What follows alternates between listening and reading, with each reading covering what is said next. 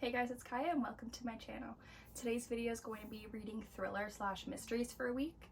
I feel like I have quite a few thriller slash mysteries on my shelf for someone who doesn't typically pick those up. Like, I'm typically drawn to more romance, literary fiction, even fantasy, like a romantasy.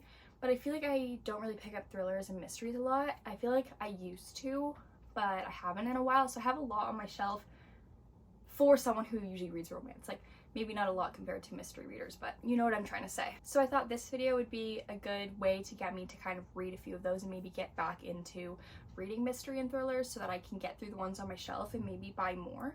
Because I feel like whenever I read the back of a mystery or like a thriller book, that I'm always so intrigued. Like, I love the premises of them and like they're always the ones that I gravitate towards like from the back of the book, but then I never actually pick them up. So that's why I'm doing this video. It's honestly for me so I can read these books. One thing I will say about mysteries and thrillers is that sometimes I feel like they're very similar. Like, even though the premises will be different, like the plot twists or like the jump scares and things like that are very similar amongst them, which I guess people could say the same about romances because those are also very similar, but I don't know. So that's why I feel like sometimes after I've read one thriller, I'm like, okay, that's good. Satisfied that, I'm good. But we'll see if these ones prove me wrong in today's video. Without further ado, the first one I'm going to read is Listen for the Lie by Amy Tintera, and this one is actually on my August TBR. So all I know about this is what I've read on the back, and I've seen it once in Sarah's video that she was saying this was on her TBR. I explained what it was about in my August TBR, but I'll just quickly go over what it says on the back. Essentially, Lucy and Savvy were the best of friends until one day Lucy is found wandering around with Savvy's blood and Savvy has been found murdered. But Lucy has no memory of the night, and so she can't be convicted because there's no murder weapon, no witnesses, and she has no memory of it. So it's been 5 years. No one knows who did it. Everyone thinks Lucy did it, but no one has proof that she did it. She doesn't know. And this guy, his name is Ben. Yeah, his name is Ben, and he has this podcast called Listen for the Lie, and he decides to pick up Lucy and Savvy's story and see if he can solve what the police couldn't. So it sounds super interesting. That's why I was really interested in it after I saw it in Sarah's video and I went and picked it up. So we'll see what I think of this one.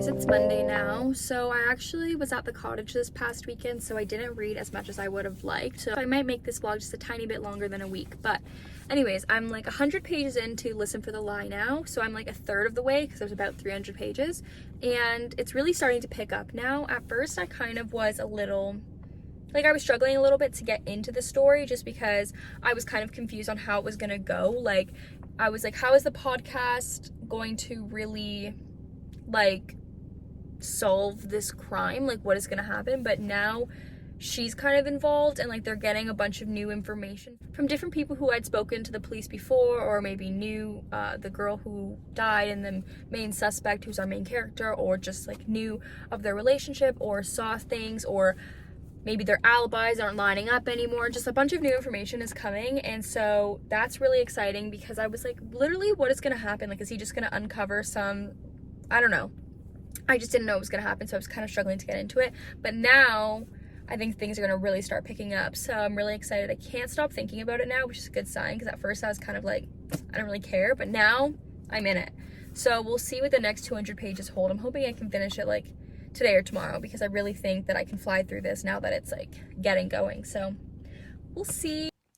Okay, so I'm like 175 pages in right now, and it's really picking up. Like, some new information is coming out and some crazy things, like, okay, maybe not super crazy, but just like things I wasn't expecting to happen are happening. And like, I don't want to spoil anything, but it's getting really good. And unfortunately, I do have to work tomorrow morning, so I don't think I'm going to be able to finish it tonight, but I'm going to try and get a little bit farther in. So like tomorrow, if I only have like 100 pages left, I'll definitely be able to finish that super quickly.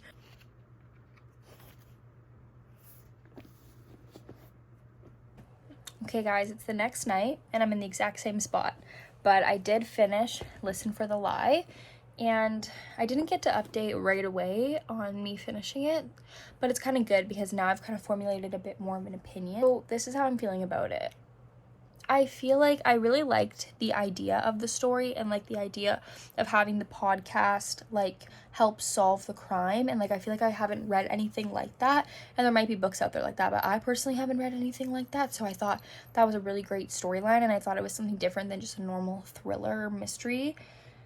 However, I feel like first of all, we didn't get enough backstory about any of the characters. Like, I feel like I just didn't care about any of the characters because we didn't really know that much about them. And like, from what I know, I liked the main character. Like, I thought she was like a fine female main character, but I just feel like I didn't care.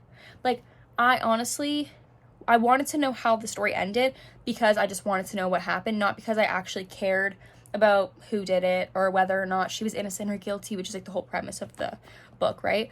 And I just didn't care. Like, really, if she gets off, cool. If she goes to jail, cool. Like, I had no connection to her or any of the other characters. I just wanted to know what happened because obviously you're reading a mystery, you want to know what happens, but not because I actually felt anything towards the characters or towards the story, which I feel like we could have gotten if we learned a little bit more backstory.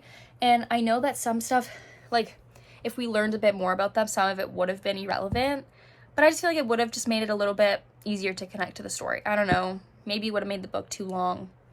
I don't know. That's just my thoughts. I also wish that we got a little bit more after the resolution. Like, I wish we got a little bit just more development of the story after we found out who did it. It kind of just like ends.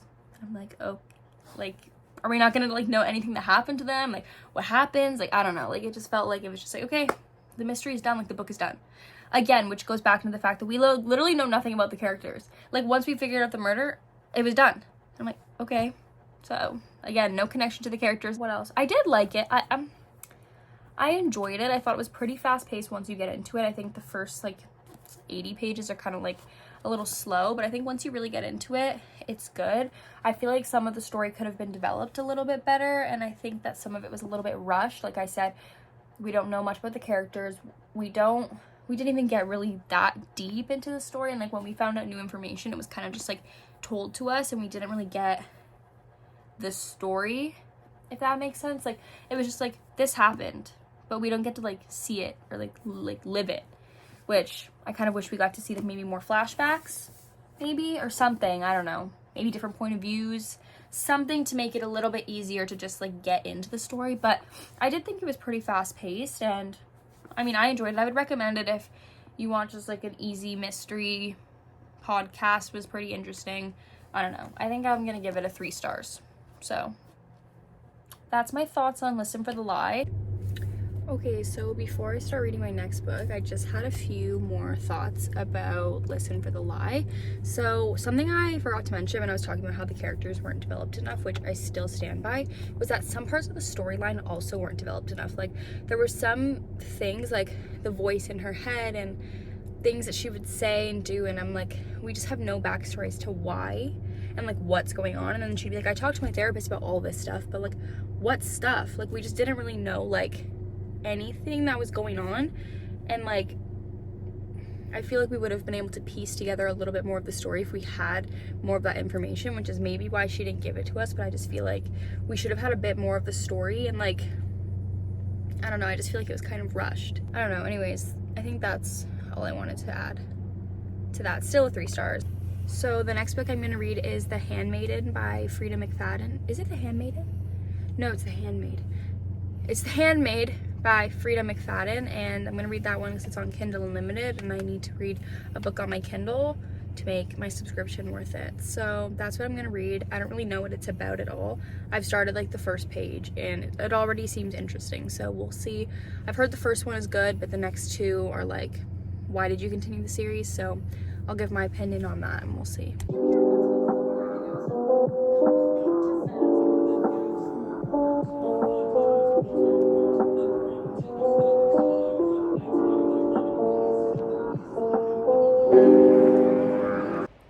So I'm in bed again, of course, and my fan is going, so sorry if you can't hear me that well. But I started reading The Housemaid. And did I call it The Housemaid in the last clip? I can't remember. I keep calling it The Handmaid, The Handmaiden, Housemaiden. I don't know. I literally can never remember the name of this book. But I'm like 12% in. I'm on chapter 5, so I just started. And so far, it's seeming pretty interesting. There's been a lot of foreshadowing and dropping hints at like some maybe potentially crazy stuff that's going to go down. So we'll see. So far, it's reading more thriller-y, whereas I feel like Listen for the Lie was more just mystery. Like it wasn't really a thriller. Like nothing jump scares or things like that really happened in that book. So I feel like this one is kind of giving more thriller, which is what I was kind of looking for. So I still don't really know what the book is about.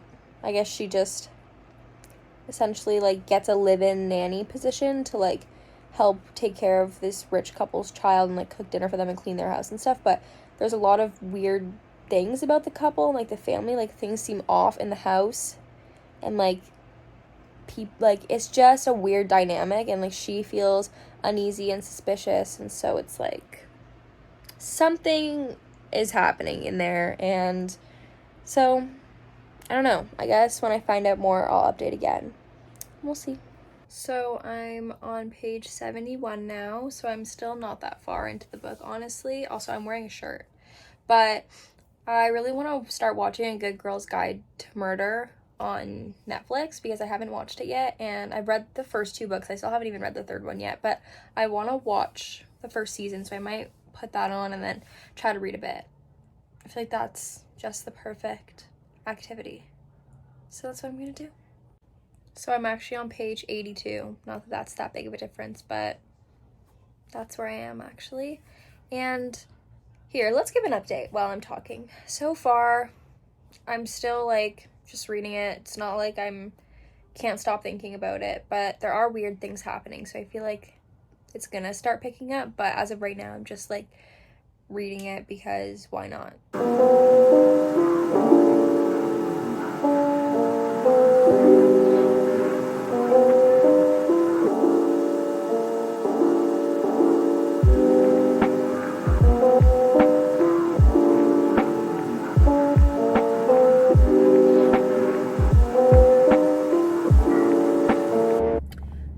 So I'm like 75% into the book now, and I've hit the plot twist point of it, and it's not what I was expecting actually. I'm excited to see what happens after this because they're kind of explaining the plot twist. If you know what I'm talking about, I'm kind of in that explanation period, but then it's gonna go back to the actual story, I'm assuming. So I'm in the explanation period right now, and it's pretty interesting, so I'm excited to see what they do with the actual story and like what happens. And like this isn't a spoiler because they tell you on the first page that like they found a body, so I'm like, who is it? And I think I have an idea of who it is. I have 2 ideas of who it might be, 2 options, so I'll let you know if I'm right. And my immediate reaction, oh no, things are gonna be not good.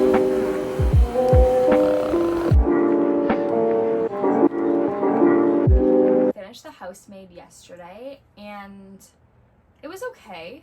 I didn't hate it. I would give it like a 3 or like a 3.5 stars.